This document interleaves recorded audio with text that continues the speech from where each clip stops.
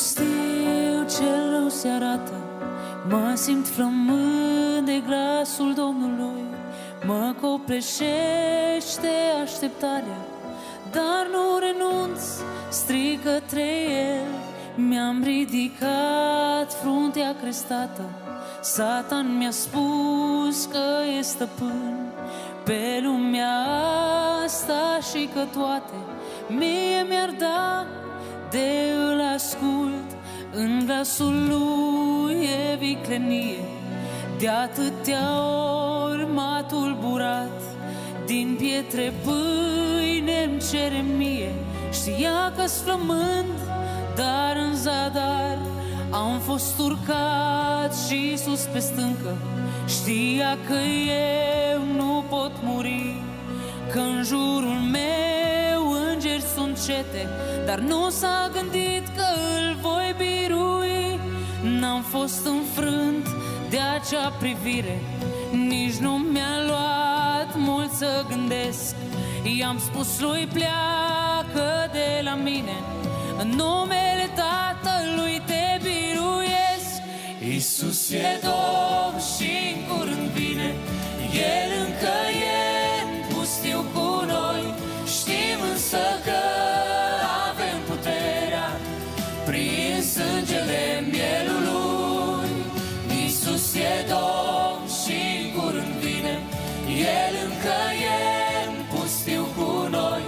Știm însă că avem puterea prin sângele mielului.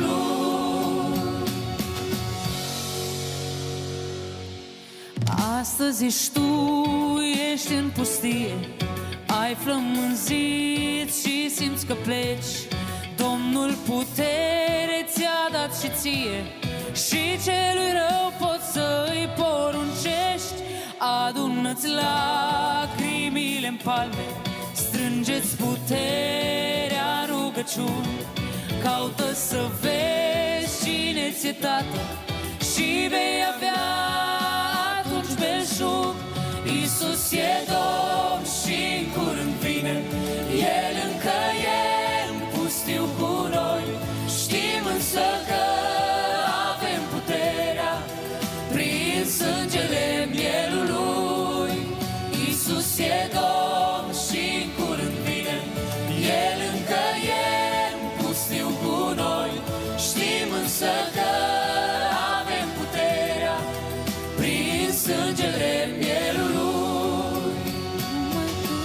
Iisus, ești iubirea mea, nimeni n-ar putea să mă ia din mâna ta. Numai tu ai putere, rana să o legi, să ridici din morminte, taine să vorbești. Numai tu, Iisus, ești iubirea mea, nimeni n-ar putea să mă ia din mâna ta. Numai tu ai putere, rana să o legi, să ridici din morminte, taine să vorbești. Iisus e Domn și în curând vine, El încă e în pustiu cu noi. Știm însă că avem puterea prin sângele